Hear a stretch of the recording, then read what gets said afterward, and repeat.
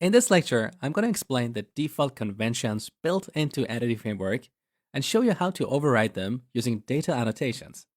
So let's start with table names. The default convention assumes the name of your tables is the plural form of your class names. So if you have a class called course, the table name should be courses. Now, sometimes you're working with a legacy database where the name of the table is singular, or it might be prefixed with something like TBL. In that case, in order to be able to map this course class to that table in the database, we need to use the table annotation.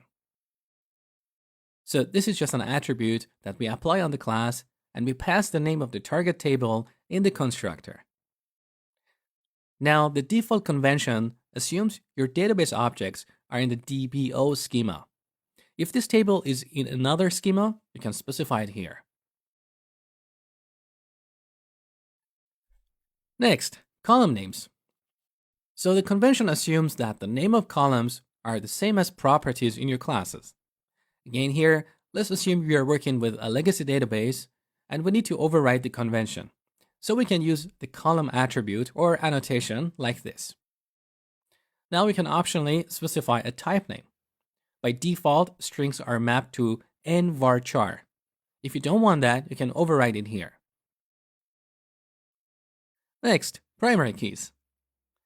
So the convention assumes that if your class has a property with the name ID or the name of the class plus ID, that should be the primary key.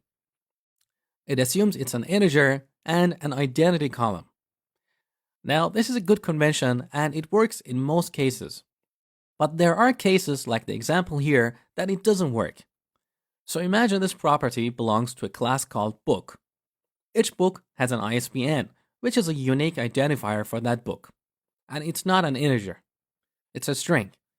In this case, we need to explicitly tell Entity Framework to treat this property as the key. So we can apply the key attribute here. Also, since the value of ISBN is not generated by the database using identity columns, we need to use database generated attribute. This attribute takes an enumeration called database generated option, which has 3 members. None, which means the database is not generating values for this property. Identity, which means the corresponding column in the database is an identity column. And computed, which means the target column is a computed column in the database. For example, you might have a computed column called full name that combines first and last name columns. So you need to tell Entity Framework that the value of this property is computed in the database. Next, composite keys. So this is pretty similar. Note that here in the order item class, we have a composite primary key that includes order ID and order item ID properties. So we need to apply the key attribute on both of them. And additionally, we need to specify the column order. So be aware of that. Next, dealing with nulls. So Entity Framework assumes if a property is nullable, it should be marked as nullable in the database as well, which is a fair assumption. Now in C#, strings are nullable, but this does not always work for us. Think of the course class, for example. Every course must have a name. So in this case, we need to apply the required attribute to tell Entity Framework to mark this column as not nullable. Just to clarify, this is simply an annotation or metadata.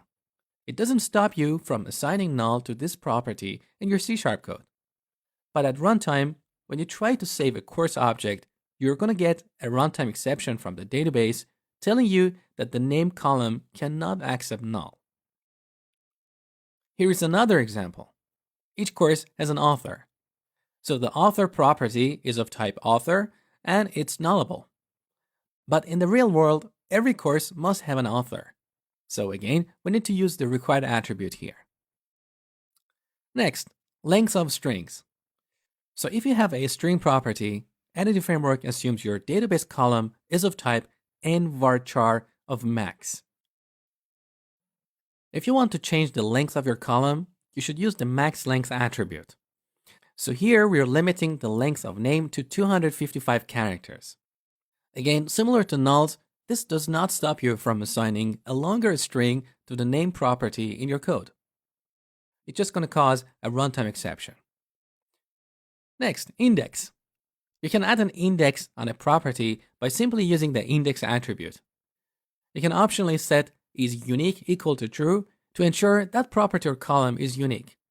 So you may want to ensure that you don't have two courses with the exact same name or two users with the exact same username. That's when you use a unique index. If your index contains multiple columns, you need to apply it on multiple properties. So here we have an index on author ID and student count. And note that in this case, we need to specify the name of the index and an order for the columns in the index. And here's the last one, foreign keys. So if you remember, when we created our database based on our code-first model, our foreign key columns had an underline, which some developers do not like. So if your course has an author, you will end up with a column in the courses table called author underline ID. How do we override this?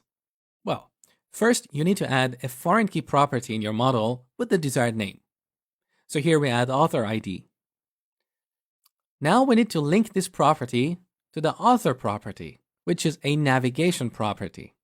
It allows us to navigate from a course object to an author object. If you don't link these two columns, Entity Framework will create two columns, one called author underline ID, which is the foreign key, and another one, author ID. And these columns are not related whatsoever. So how do we link them? There are two ways. You can apply the foreign key attribute on author ID, and note that here, in the constructor of foreign key attribute, we are specifying the name of the other property, in this case, the navigation property, or author. Or you can do it the other way around. You can apply it on the navigation property and link it to the foreign key property. Okay, now let's flip over to Visual Studio and apply these annotations to our model.